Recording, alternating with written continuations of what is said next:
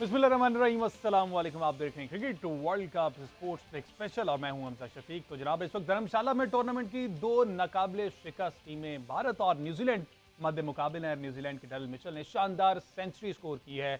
इस मैच का जायजा लेते रहेंगे, लेकिन इसके साथ साथ हमने पाकिस्तान और अफगानिस्तान के मबैन, जो कि कल एक बड़ा इंपॉर्टेंट मैच है स्पेशली पाकिस्तान के लिए, उस पर बात करना बहुत जरूरी है। और बेंगलोर का मैदान पाकिस्तानी बॉलर्स पर काफी भारी पड़ गया था। कल इस पर बात नहीं कर पाए थे, पॉलिटिकली एक्टिविटीज की वजह से शो नहीं हुआ था, लेकिन आज उस पर डिटेल में बात करेंगे क्योंकि ऑस्ट्रेलियन बैटर्स ने हारिस रऊफ, हसन अली, उसामा मीर, मोहम्मद नवाज, शाहिन शाह अफरीदी को लाइन लेंथ ही बुला दी थी और किसी भी तरह से कोई भी बॉल जो है वो काम नहीं कर रहा था, स्पेशली हारिस रऊफ का। लेकिन इसके बावजूद शाहिन शाह अफरीदी ने 5 खिलाड़ियों को आउट किया। लेकिन उन्होंने अभी आज जो उन्होंने प्रेस कॉन्फ्रेंस की है, एक वीडियो में उन्होंने कहा कि मैं 5 विकेट लेने पे खुश हूं, लेकिन ज्यादा खुशी तब होती है अगर मैच जीत जाए। तो पाकिस्तान को ऑस्ट्रेलिया के हाथों हजीमत उठाना पड़ी, जबकि जनूबी अफ्रीका ने दिफाई चैंपियन इंग्लैंड को हरा दिया है। बड़ी इंटरेस्टिंग सी सिचुएशन हुई है पूरे वर्ल्ड कप में। नीदरलैंड को श्रीलंका के हाथों शिकस्त का मुंह देखना पड़ा। इस तमाम तर सूरत पर बात करेंगे। अभी 260 पर 8 खिलाड़ी गए जी। इसी मैच पर बात करते हैं। फॉर्मर कैप्टन सलमान भट्ट साहब हमारे स्टूडियोज में मौजूद हैं। इसके साथ अहमद सईद साहब ने ज्वाइन किया है। Welcome to both of you. Bhatt साहब, अभी तक ऐसा लग रहा है कि फैसला जो है टॉस जीतकर फील्डिंग का, अब कुछ लग रहा है कि बेहतर दिखाई दे रहा है। 260 पर 8 खिलाड़ी आउट हो गए। देखिए, इसका असल पता तो बाद में ही चलेगा, बिकॉज उन्होंने ये जो फैसला किया ये ड्यू के पेश नज़र किया। बिल्कुल। और यहाँ पर क्योंकि कंडीशंस काफ़ी कूल है, हर प्लेयर आपको स्वेटर में नज़र आ रहा है, तो कूल कंडीशंस में बॉल जो है वो थोड़ा सा मूवमेंट उसको ज़्यादा मिलती है। सही। ऑल्दो कि ये जो पिच है जहाँ पर इंडिया खेल रहा है, ये आज थोड़ा सफ़ेद दिखाई दे रहा है। इसका घास पिछले मैचेस से कम है। धर्मशाला में यूजली थोड़ा ग्रीन होता है पिच, लेकिन यहाँ पर जो है थोड़ा सा कम है। बहरहाल देखना होगा कि जब न्यूजीलैंड आता है, क्योंकि ऐसी ही कंडीशंस न्यूजीलैंड में होती हैं, तो वो कैसा नया बॉल का इस्तेमाल करते हैं, क्योंकि उनके पेसर्स भी बहुत अच्छी फॉर्म में नज़र आ रहे हैं। और यहाँ पे इंडिया ने आज जो इंक्लूजन की मोहम्मद शामी की, तो 4 विकेट्स उन्होंने ली। बिल्कुल। तो यहाँ पे पेसर्स ने डोमिनेट किया है, जबकि जो स्पिनर है इंडिया के, जो कामयाब स्पिनर है कुलदीप यादव, उनको आज 70 रन बन चुके थे, तो अभी ओवर पूरे नहीं किए थे उन्होंने। बिल्कुल। अच्छा, इसमें एक बात तो शमी ने साबित कर दी कि जो शार्दुल ठाकुर को ऐड किया जा रहा था, उनकी जगह भी नहीं ऐड किया गया, तो उनकी जो है परफॉर्मेंस जो है वो मेरिट बेस है और उन्होंने आज साबित कर दिया कि बाहर बैठाना अच्छी बात नहीं है। अभी बट साहब 48 ओवर हो गए, 260 है। क्या देखें एक्सपेक्टेड टारगेट? 2 ओवर्स में भी एक मेरे ख्याल बुमराह का ओवर होगा और एक अगेन शमी का ओवर होगा। कहां तक जा सकते हैं? देखिए, डिपेंड करता है। अगर डेरिल मिचेल की 1-2 शॉट्स लगती हैं तो 280 प्लस भी जा सकता है, और अगर नहीं लगती, जैसे इस ओवर में 2 विकेट्स गिरी हैं, लग रहा था कि आसानी से 280 प्लस जाएगा, लेकिन रुक भी सकता है अगर उनके आउट होने की सूरत में। आई थिंक न्यूजीलैंड अगर सेंसिबल हों तो ये 2 ओवर्स को खेलें, और अगर इसमें 15-20 रन वो बना लेते हैं तो बड़ा एक चैलेंजिंग टारगेट हो सकता है इंडिया के लिए, प्रोवाइडेड कि अगर ड्यू थोड़ा डिले आए, बहुत जल्दी ना। अच्छा बट साहब, 118 रन पे डेरिल मिचेल इस वक्त खेल रहे हैं, तो इतना जब ज्यादा आप खेल लेते तो आपको तो बॉल जो फुटबॉल दिखाई देने लगता है, लेकिन जैसे ही सेंचुरी के बाद हमने देखा कि ये स्लो हो गए, बॉल बल्ले पर आ ही नहीं रहा, रुक के आ रहा है, मसला हो रहा है जज करने में। कुछ पिचेस ऐसी होती हैं कि जैसे जैसे बॉल पुराना होता जाता है, वो पिच से बहुत स्लो आता है और ग्रिप होना शुरू हो जाता है, और ऐसे सूरत में फिर वहाँ पर शॉट मेकिंग ईजी नहीं रहती, और ये बड़ी अनोइंग पिचेस होती हैं। मुझे भी याद है, एक दफ़ा मैं एक मैच में खेला था, 90 प्लस हो गया था, पिछले मैच में मैंने 100 किया था, और वो पिच मुश्किल से मुश्किल होता जा रहा था। यानी कि खेलते हुए इंसान को अपने आप पे गुस्सा आना शुरू होता है कि मैं इतनी देर से खेल रहा हूँ और अभी तक जो है मिडल करना जो है वो इशू बना हुआ है, अच्छी टाइमिंग नहीं होती। एल्टीट्यूड का भी कोई डिफरेंस होता है कि जो उसकी वजह से हवा का एल्टीट्यूड में बॉल ज़्यादा ट्रैवल करता है, हाई एल्टीट्यूड है, बॉल ज़्यादा ट्रैवल करता है। लेकिन आई थिंक जो अभी के हम ओवर्स देखें, इंडिया की फास्ट बॉलिंग की जो खास बात रही है कि ये स्टंप्स के अंदर अटैक। एग्जैक्टली। इन्होंने बॉलिंग लेंथ और लाइन बड़ी पक्की है, और ये क्रेडिट इनको जाता है। जो अभी आउट किए हैं दोनों बोल्ड किए, बिल्कुल स्टंप्स में बॉलिंग। अभी ये जो विकेट जिस तरह से बिहेव कर रही है, जैसे जैसे सेकंड इनिंग्स करीब आ रही है, तो इंडिकेट यही कर रही है कि सेकंड इनिंग्स में ये ज्यादा डिफिकल्ट हो सकती है for the batters. Ahmed Saeed साहब, इस धर्मशाला के ग्राउंड में मेरा ख्याल 227 का धर्मशाला के अंदर जो हाईएस्ट चेज अब तक है वो 227 है, जो इंग्लैंड ने किया था 2017 में इंडिया के अगेंस्ट। और धर्मशाला के अंदर जो हाईएस्ट जो लोएस्ट टोटल डिफेंड हुआ है वो इसी वर्ल्ड कप में नेदरलैंड ने किया है साउथ अफ्रीका के अगेंस्ट, जो 245 रन करके अभी चंद दिन कबल उन्होंने एक अपसेट शिकस्त दी साउथ अफ्रीका को। तो धर्मशाला के अंदर इंडिया को आज अगर ये चेज करना है तो इंडिया को एक रिकॉर्ड ब्रेक करना होगा इसके लिए। ये तो और रिकॉर्ड ये भी है कि पिछले 35 साल में एक मैच न्यूजीलैंड से जीती। जी हाँ, इंडिया आईसीसी नॉकआउट्स में 35 साल में या 35 मैच? 92 वर्ल्ड कप से लेके आज तक सिर्फ 2003 में एक मैच जी। ओडीआई और टी20 वर्ल्ड कप दोनों को अगर मिला के देखें तो इंडिया की टीम अब तक सिर्फ एक मैच जीती है वर्ल्ड कप्स के अंदर न्यूजीलैंड के अगेंस्ट, और वो विन आई थी 2003 के वर्ल्ड कप। अभी कुछ स्टैट्स में देख रहा था, शायद उसमें बायलैटरल सीरीज भी ऐड हों। लास्ट जो प्रीवियस 5 कंसेक्टिव वनडेज हैं वो इंडिया ने अगेंस्ट न्यूजीलैंड जीते हुए, और वाइल्ड चेजिंग 3 उसमें जीते, और 2 जो इंडिया के जो है अंदर first- हाँ जो इंडिया के अंदर हुए इन इंडिया। तो इंडिया के अंदर तो इंडिया ऑल्दो देखिए रिकॉर्ड आईसीसी इवेंट्स का है, वैसे तो पाकिस्तान में इंडिया से ज्यादा मैचेस बिल्कुल, जीता हुआ है, bilateral series लेकिन में जब तो बात बहुत सारे। वो करते हैं वर्ल्ड कप की तो फिर वो पाकिस्तान की बाकी परफॉर्मेंस उस पर गिनते नहीं है। और इंडिया चूंकि लास्ट वर्ल्ड कप में भी 2019 में भी आपको याद होगा मैनचेस्टर में इनसे ही सेमीफाइनल में हार के बाहर हुआ था, तो वो वाली मेमोरीज भी कहीं ना कहीं जहन में होंगी। वो भी जो प्ले कार्ड्स उठाए हुए थे स्पेक्टेटर्स में, उन्होंने कहा हुआ था कि सबका बदला लेगा, धोनी के रनआउट का बदला भी लेगा, और ये सारे मैच इसी मैच में हमने बदले लेने। और ये पूरी देखे ना, पूरी मैनेजमेंट बैठी हुई है, जय शाह भी बैठे हुए हैं, और ये तमाम पूरी टीम बैठी है, सपोर्ट कर रही है इंडिया को।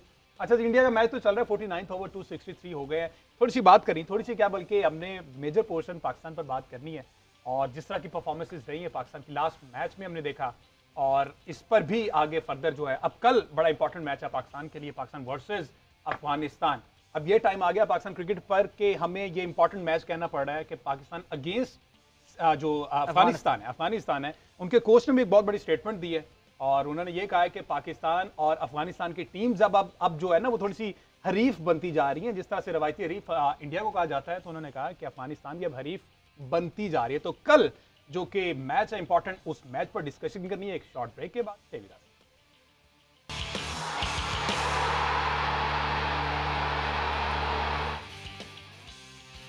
वेलकम बैक जी। बात हो रही क्रिकेट वर्ल्ड कप के हवाले से, अभी बड़ा इंपॉर्टेंट मैच चल रहा है। टॉपर्स जो हैं, टेबल टॉप कर रहे हैं दो टीम्स, न्यूजीलैंड वर्सेस इंडिया, और इंडिया ने पहले फील्डिंग का फैसला किया। न्यूजीलैंड 273 फॉर 9 लास्ट बॉल रह गया। देखना ये कि टारगेट 274 होता है या फिर 275, या फिर कोई बड़ा हिट लगकर ये टारगेट जो है वो 280 तक जा सकता है। मैक्सिमम अब टारगेट 280 होगा, विच इज फेजेबल और नॉट। बट सब क्या लगता है इन कंडीशंस पे? देखिए डिपेंड करता है थोड़ा सा पिच को, अगर देखें तो ग्रास इसकी शेव की गई, ये पहले से ज़्यादा बेयर और सफ़ेद लग रहा है, ठीक है, लेकिन ये कूल कंडीशंस हैं, यहाँ पे सर्दी है, लाइकली है कि रात को थोड़ा सा बॉल ज़्यादा स्विंग हो दिन की निस्बतन, और यहाँ की हिस्ट्री भी यही सजेस्ट करती है, ऑल्दो कि ऑन द डे हिस्ट्री इतना मैटर नहीं करती, एग्जैक्टली, लेकिन प्रीवियस रिकॉर्ड से यही मालूम होता है।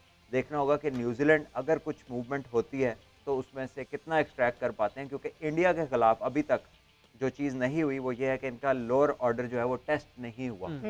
सिर्फ इनका एक मैच में 2-3 जल्दी आउट हुए थे, लेकिन विराट कोहली और केएल राहुल ने उस बात को आगे बढ़ने नहीं दिया था। बिल्कुल। तो यहाँ पर अगर इंडिया अर्ली ऑन विकेट्स ले लेता है न्यूजीलैंड, तो देखेंगे कि इंडिया कैसा रिस्पॉन्ड। और इसमें हमजा 274 रन का जी टारगेट है लास्ट बॉल पर, फिर आउट हो गया, और 10 के 10 खिलाड़ी जो है वो इंडियन बॉलिंग लाइनअप में आउट कर दिए हैं। और मोहम्मद शमी, जिनका ये पहला वर्ल्ड कप का मैच है, उन्होंने इस मैच में 5 खिलाड़ी आउट किए हैं, और लास्ट जो है अभी कीपर की जानिब से रन आउट किया गया है, तो ये भी बॉल मोहम्मद शमी करवा रहे थे, लेकिन 5 खिलाड़ियों को आउट किया मोहम्मद शमी ने, और 274 रन का टारगेट दे दिया गया। अब देखना ये है कि सेकंड इनिंग्स में पिच किस तरह से बिहेव करती है, उसके अकॉर्डिंग जो है अब वो इंडियन बैटिंग परफॉर्म कर पाएगी या फिर नहीं। जिस तरह से अभी भट्ट साहब ने कहा कि अभी जो बॉटम है इंडियन बैटिंग का, उस तरह से उसको टेस्ट नहीं किया जा सका, और उस पर उस तरह से अभी तक मैच पहुंचा नहीं है, वरना वहां पर भी रविंद्र जडेजा मौजूद हैं, इसके अलावा मोहम्मद सिराज भी अच्छे लगा लेते हैं हवा में शॉट्स। लेट्स सी क्या बनता है। आज मुझे लगता है कि भट्ट साहब 274 है, बॉटम आज टेस्ट हो ही जाएगा। देखिए यहाँ पर देखा तो यही गया कि अर्ली ऑन टॉप ऑर्डर को मुश्किलात हुई हैं नए बॉल के ऊपर, और न्यूजीलैंड की जो बॉलिंग है, हेनरी हो गए, बोल्ट हो गए, बड़े अच्छे बॉलर हैं न्यू बॉल, दोनों तरफ बॉल को स्विंग करना जानते हैं और अच्छी लाइन और लेंथ पे बॉलिंग करते हैं। सो मुकाबला हेनरी और बोल्ट से तो खास मोहब्बत है 2019 के वर्ल्ड कप में वाले मैच में इन दोनों ने। खुशकिस्मती की बात यह है कि 2019 का जो इनका पेस स्ट्राइकर है वो अभी तक इंटैक्ट है। लॉकी फर्गसन है, ट्रेंट बोल्ट हैं, मैट हेनरी हैं, और मैट हेनरी के अगर ओवरऑल इंडिया के अगेंस्ट रिकॉर्ड की बात करें तो उन्होंने 10 मैच में 15 आउट किए हैं, और ट्रेंट बोल्ट ने इंडिया के अगेंस्ट 13 मैचों में 24 आउट किए। तो इन्होंने ही जो है वो 2019 में इनके टॉप ऑर्डर का भी सफाया किया था। तो इसी किस्म की परफॉर्मेंस आज भी न्यूजीलैंड वाले जो है वो एक्सपेक्ट कर रहे होंगे। और मैट हेनरी की एक खास बात और ये है कि वो हर इनिंग्स के हर फेज में आके विकेट लेना जो है वो जानते हैं। बिल्कुल। आज चूंकि टॉप ऑर्डर उस तरह से काम नहीं किया, स्पेशली ओपनर्स की अगर बात की जाए, तीसरे वन डाउन पे तो जो रचिन रविंद्रा है उन्होंने 75 रन की इनिंग्स के लिए, और डैरल मिचेल तो हमने देख लिया 130 रन की इनिंग्स। ये भी 140 अगर कर लेते तो ये भी एक रिकॉर्ड बन जाना था इंडिविजुअल। धर्मशाला में हाईएस्ट इंडिविजुअल स्कोर जो है 140 है, जो डेविड मलान ने किया था अभी इसी तरह ही है। अच्छा, डेवन कॉनवे आज वो डे गेम थी जी, डे गेम थी। डेवन कॉनवे आज पहली बॉल पर आउट हुए, मोहम्मद सिराज के हाथों आउट हुए। इसके बारे में भी कुछ मेरे ख्याल बातें की जा रही हैं। हमजा डेवन कॉनवे और मोहम्मद सिराज का एक दिलचस्प मैचअप जो है वो आज हमें देखने को मिला। डेवन कॉनवे की जो ओवरऑल ओडीआई एवरेज है वो 46 की है, लेकिन जब इनको right arm pacer over the wicket अगर बॉल करते हैं तो इनकी ये एवरेज गिर के 21 हो जाती है। और आज मोहम्मद सिराज ने इनको जो है वो 0 पर आउट किया है, तो इनकी जो राइट आर्म पेसर के अगेंस्ट एवरेज है वो ज़रा कम है डेवन कॉनवे। देखिए मैं आपको ये बताऊंगा कि again this is a statistical information, लेकिन इसमें जो देखने की बात है कि अगेंस्ट पाकिस्तान भी, जब ये पाकिस्तान आए थे और इस वर्ल्ड कप में भी, ये 3-4 दफ़ा स्क्वायर लेग पे कैच हो चुके हैं। अच्छा। तो ये जो शॉट खेल रहे हैं towards square leg early on, वो इन द एयर जा रहा है इनका, जो कि अलोंग द ग्राउंड जाना चाहिए। बिल्कुल। और उसमें ये लेफ्ट आर्मर से भी आउट हुए इसी तरह, और राइट आर्मर से भी इसी तरह आउट हुए। ठीक तो basically one particular fielding place जहाँ पर ये बॉल हवा में जा रहा है डेवन कॉनवे का, और आई एम श्योर जब वो इस पर बैठ के इसको चेक करेंगे, because it's happening too often, तो ये ऐसा नहीं है कि पिच पे कोई बॉल रुक के आ रहा है या वो वक्त से पहले बॉल को खेल रहे हैं, और अगर खेलना चाह रहे हैं तो ऊपर से पूरा नहीं मार पा रहे हैं, वो फील्डिंग के कह लें कि एक्सेस में है, फील्डिंग के एक्सेस में है जो हाइट है, तो उस पर इनको थोड़ा या तो शॉट को डिले करेंगे या शॉट को पूरा लिफ्ट करेंगे कि फील्डर के या ऊपर से जाए या अलोंग द कारपेट जाए। बाकी जो इन्होंने बात की है, जाहिर है वो भी जब उसको छानबीन करेंगे तो वो भी सामने आ जाएगी कि फलां बॉलर के खिलाफ ये चीज़ ज़्यादा हो रही है। ठीक है जी, अब थोड़ी सी बात कर ली जाए पाकिस्तान और ऑस्ट्रेलिया का जो मैच, बड़ा इंपॉर्टेंट मैच था और पाकिस्तान काफ़ी हद तक जीत के करीब था, और एक टाइम पर ऐसा लग रहा था कि पाकिस्तान इजीली ये मैच जो है वो जीत जाएगा। ऑल्दो 368 का टारगेट था जो कि चेजेबल अपेरेंटली लग रहा था एक स्टेज पर, लेकिन अचानक से वही कोलैप्स हुआ और फिर से हम वहाँ के वहीं पहुँच के जहाँ पर हज़ार दफ़ा बात कर ली गई। देखिए सबसे पहले तो पाकिस्तान टीम का डिसीजन टू बॉल फर्स्ट, एक छोटा ग्राउंड तकरीबन दुनिया के बेहतरीन बैटिंग ट्रैक्स में से है, यहाँ पर आईपीएल में 200 पे 200 होना आम बात है, और आखिरी 5-6 ओवर्स में 60 से 70 रन इधर बनते ही बनते हैं अगर आपके बैटर्स सेट बैटर्स खेल रहे हैं। ठीक है। तो पाकिस्तान ने मिस किया। एक तो पाकिस्तान लेट से अगर आप उस बॉलिंग डिसीजन को साइड पे भी रखते हैं, शुरू में आपने बहुत बुरी बॉलिंग की, आपने टू मैनी बाउंड्री बॉल्स किए, फिर कैचेस आपने छोड़े, उसामा मीर का आगाज़ जो था वो बड़ा शेकी था बॉल के साथ भी, उससे पहले कैच छोड़ा, फिर प्रेशर में बॉलिंग भी इतनी आइडियल नहीं हुई, फुल टॉसेस भी देखे हमने, ओवर पिच बॉलिंग भी देखी, लेकिन जब बॉल उनका गिरता था तो स्पिन नजर आता, जो उन्होंने चांसेस प्रोड्यूस किए वो क्लासिक लेग स्पिनर्स वाली डिसमिसल थी, जो स्लिप में कैच छोड़ा। अब्दुल्ला शफीक ने भी आसान कैच छोड़ा वार्नर का, उस वक्त वो 110 पे थे और फिर वो 164 रन करके।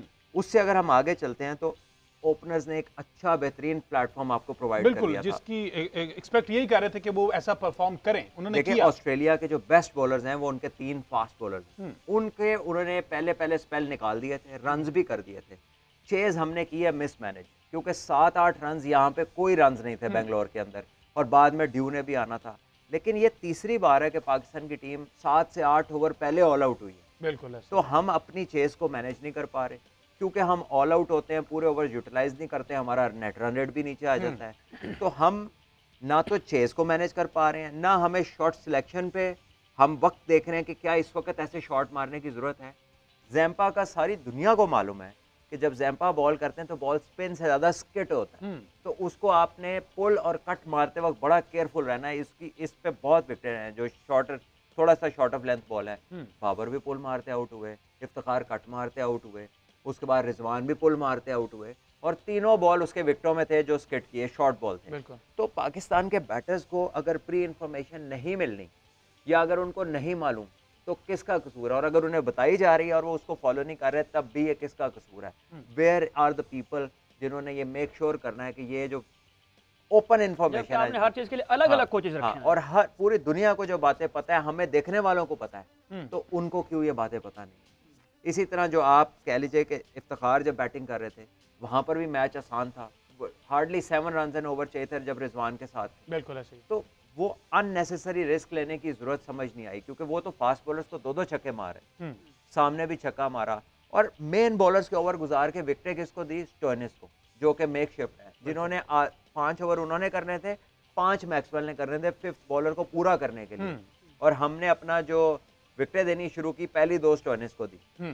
तो आई थिंक कि पाकिस्तान की जो टीम है वो बेसिकली बैटिंग को मिसमैनेज करती है। वी डू नॉट नो कि हमने ट्रैक किस तरह करना है टोटल को, और फिर भी हम टॉस जीतते हैं और खुद ही ऑप्शन ले लेते हैं चेस की, और जब हमें बड़े रन लगते हैं तो फिर हमें प्रॉब्लम होती है, जब तक रिजवान बड़ा 100 ना करे या कोई और लड़का बड़ा 100 ना करे, क्योंकि बाबर आजम अनफॉर्चुनेटली इस टूर्नामेंट में और जितने भी वर्ल्ड के इवेंट्स हैं, जो मल्टी नेशनल इवेंट्स हैं, वहाँ पर कोई बड़ी परफॉर्मेंसेस कंसिस्टेंसी के साथ नहीं दे सके। एक उन्होंने न्यूजीलैंड के खिलाफ 2019 में 100 किया बिल्कुल ऐसे ही है। और एक नेपाल के खिलाफ 100 किया उन्होंने एशिया कप के स्टार्ट में।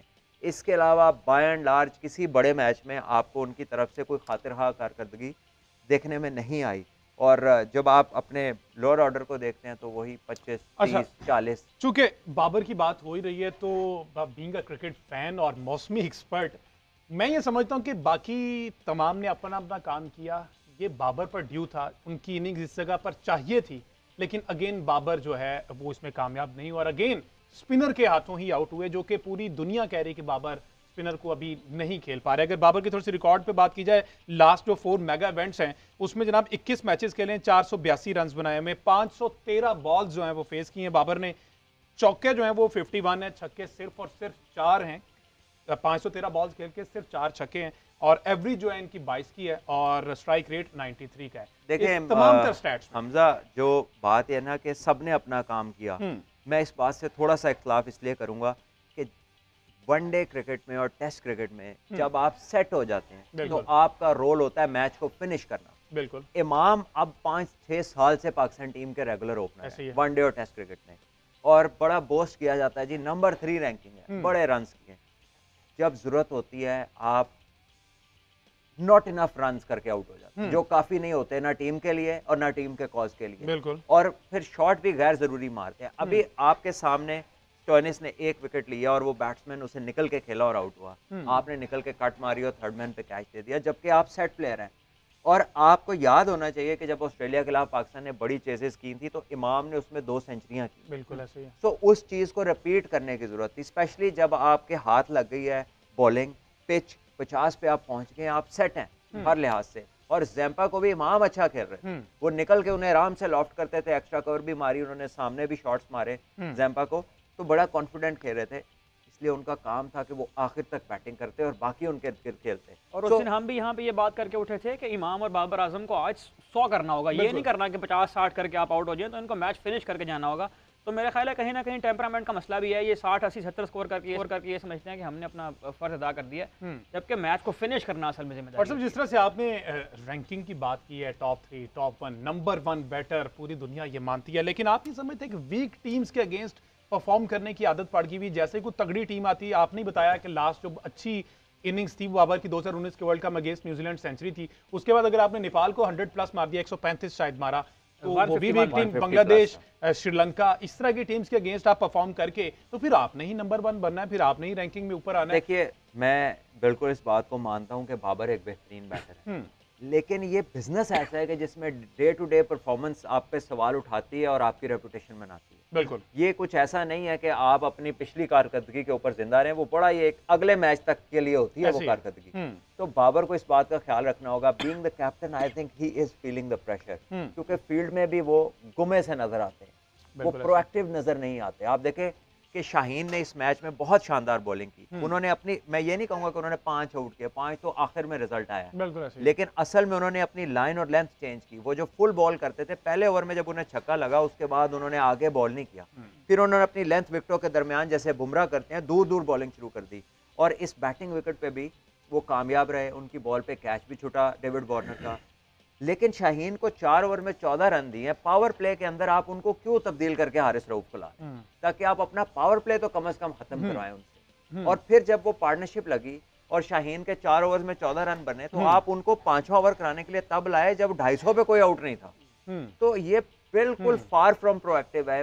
आई मीन टू से कि ये ऐसी कप्तानी जो है उस पर हर कोई सवाल करेगा कि अगर आपका एक बॉलर बेस्ट बॉलिंग कर रहा है और उसी ने वार्नर का चांस बनाया है और आप उसको तब ला रहे हैं जब 250 हो गया बगैर किसी नुकसान के, आप उसे वापस लाते वो कहते बहुत देर कर दी, मेहरबान आते हैं। अच्छा जी, शाहीन की बात चूंकि चल ही रही है तो जरा शाहीन ने आज जो कुछ बोला है अगले मैच के हवाले से और पिछली पर वो सुन लेते हैं जी, जरा दिखाएं क्या बोला है शाहीन शाफरी जी ने। तो ये जो शाहीन के कमेंट्स थे और उन्होंने कहा कि उम्मीदों पर पूरा उतरने की कोशिश करेंगे हम अगले मैचेस में, अगले जो 2 इंपॉर्टेंट मैच हैं और जो कि अभी अफगानिस्तान और साउथ अफ्रीका की उन्होंने खास तौर पर बात की, दोनों अच्छी टीम्स हैं और इस पर। अच्छा बट साहब, इसी परफॉर्मेंस को लेकर अगर आगे चलते हैं, कल हमारा मैच बड़ा इंपॉर्टेंट अफगानिस्तान के साथ, अगेन वही बात मैं फिर से कहना चाहूँगा कि ये कहना पड़ा है कि बड़ा इंपॉर्टेंट मैच है पाकिस्तान के लिए, स्पेशली डू और डाई मैच है, मार्जिन बहुत कम बचा है, नेट रन रेट भी हमारा कम है और इसके साथ साथ अब सिर्फ एक मैच हारने का मार्जिन हमारे पास है। अब वो डिसाइड कर लें कि वो किसके अगेंस्ट आपने हारना है, क्योंकि बाकी सारे जीतने पड़ेंगे अगर पाकिस्तान टीम ने सेमीफाइनल खेलना है। तो फिर टफ टाइम दे रहे हैं कल हम अफगानिस्तान को भाट साहब? सर हमारे पास चॉइस नहीं है टफ टाइम देने की, हमें हर हाल में जीतना है। 5 आउट ऑफ 5 और आपको जो बात बुरी लग रही है फैक्चुअली देखें तो वो करेक्ट बात है, क्योंकि हमारी कारकर्दगी ऐसी है कि हमने उनको हरीफ बना लिया। बिल्कुल ऐसे ही। आप अगर देखें कि लास्ट सीरीज जो होम सीरीज थी अफगानिस्तान की वर्ल्ड कप से पहले, पाकिस्तान 3-0 हारा है T20 सीरीज। उसके बाद अगर हम एशिया कप से पहले वनडे की सीरीज देखें तो 2 मैचेस में से वो तो एक दफा तो उन्हें फजले हक फरूकी, दूसरी मरतबा नसीम शाह से उन्होंने छक्के खाए, तो पाकिस्तान जो है वो अल्लाह अल्लाह करके मैच किसी तरह जीता और it was too close to be comfortable. ठीक है, और ऐसी जीत है जो आपको सोचने पर मजबूर करती है कि यार ये क्या हुआ है। और फिर आप आगे चलते हैं तो जब तक अफगानिस्तान पैनिक ना हो पाकिस्तान मैच नहीं जीत। और बड़े क्लोज मैच गए तमाम, ये भी नहीं कि वन साइडेड पाकिस्तान ने ये मैच जीते। और इन दोनों विन्स का हीरो नसीम शाह अवेलेबल नहीं है, तो कम से कम बैटर्स को कहीं ना कहीं तो पूरे ओवर खेलने हैं। देखिए पाकिस्तान ने अगर आगे जाना है तो इनके टॉप 6 के 50 ओवर खेलना जो है वो बहुत लाजमी। ठीक है जी, एक शॉर्ट ब्रेक शामिल करते हैं और ब्रेक के बाद हम बात करेंगे नसीम शाह अवेलेबल नहीं है तो कल क्या नसीम शाह वाली पोजीशन तक मैच जाएगा या नहीं। स्टे विद अस।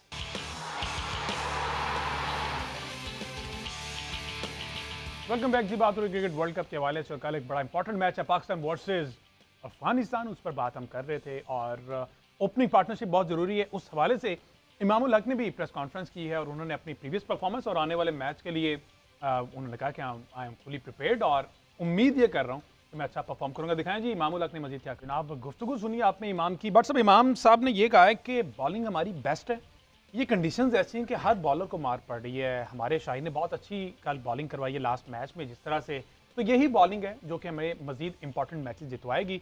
थोड़ा सा सपोर्ट करने की जरूरत है। अच्छा, इसमें अगर बस मैं आपकी इजाज़त से एक और चीज़ भी ऐड कर दूँ। देखें ये जो होती है ना प्रेस कॉन्फ्रेंस की बॉडी लैंग्वेज, ये बताती है कि टीम किस तरह से बिहेव कर रही है, किस तरह सोच रही है। कहीं पर ये नज़र आ रहा है कि इस टीम को जो है वो 2 मैचेस हारने के बाद कहीं को माजरत खाना रवैया कोई नज़र आ रहा हो कि ये इस बात पे सोचने भी तैयार हैं कि हमारे अंदर गलतियां हो सकती हैं। शाहीन भी आते हैं, वो कहते हैं हम बिल्कुल ठीक कर रहे हैं, जो 6 साल से कर रहे हैं वही करेंगे। इमाम भी आते हैं, वो कहते हैं कि सारी टीमों को स्कोर पड़ा है, सिर्फ पाकिस्तान को नहीं पड़ रहा। तो क्या ये वाला एटीट्यूड देना चाहिए मैच हारने के बाद? देखिए this is unfortunate and this is a different way of looking at things. अगर आप एक्सेप्टेंस के मूड में नहीं है कि अगर आप जो कर रहे हैं इसमें मज़ीद बेहतरी की ज़रूरत है और इससे बहुत बेहतर किया जा सकता है, तो बिलाशुबा आपकी प्रोग्रेस जो है वो उस तरह से नहीं होती जिस तरह से डिज़ायर्ड है। तो ये जो एटीट्यूड चैम्पियंस का होता है कि वो हर जीत और हार के बाद बेहतरी की तगोदो में होते हैं, यहाँ पर वो चीज़ नज़र नहीं आ रही। ये अपने बुरे किए पे भी खुश नज़र आ रहे हैं। तो ऐसे में ऑब्वियसली आप एक चैंपियन माइंडसेट क्रिएट नहीं कर सकते अगर आप स्टैटिक हैं कि भाई जो है ये बेहतरीन है। ये ऐसे ही है कि आप किसी दुकान पर गए और आपने कोई कपड़ा मांगा और उसने कहा जी ये सबसे बेहतरीन है और यही मैं 6 साल से बेच रहा हूँ, इससे अच्छा ना आना ना पहले कभी था।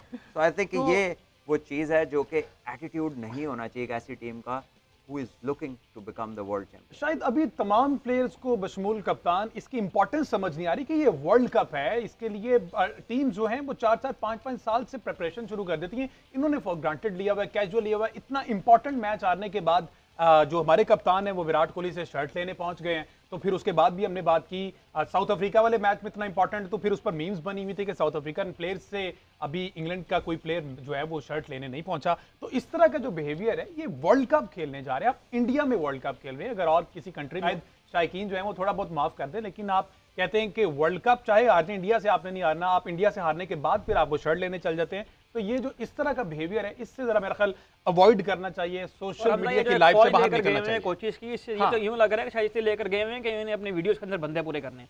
वो हर 2 दिन बाद को वीडियो आ रही होती है, सेलिब्रेशन चल रही होती है, टीम मैच हार रही है, कौम जो है वो इंतहाई गुस्से में है और आपको जो है उसकी फिक्र नहीं है। आप बर्थडे सेलिब्रेट की जा रही है, प्रॉपर उसकी वीडियो बनती है और फिर वो सोशल मीडिया पर रिलीज की जाती है और वहाँ पे जनाब वो क्लैपिंग हो रही है, सारा कुछ हो रहा है, अवाम पीछे दुआएं कर करके मर गई। वैसे आपके टाइम में ड्रेसिंग रूम में बर्थडे सेलिब्रेट होती थी आपकी? नहीं, that was a very very win centric kind of N atmosphere कि अगर आप जीत रहे हैं तो चीज़ें खुशगवार हैं और अगर आप जीत नहीं रहे तो यकीनन चीज़ें जो हैं उसमें एक जस्तजू पाई जाती थी कि ये हो क्या रहा है, इसको बेहतर किस तरह करना है। और एट टाइम्स गुस्सा भी शिद्दत इख्तियार कर जाता था कि जो हम चाह रहे हैं वो हम कर क्यों नहीं पा रहे, किसका कसूर है। और उसमें लोग अंदर बाहर भी होते थे।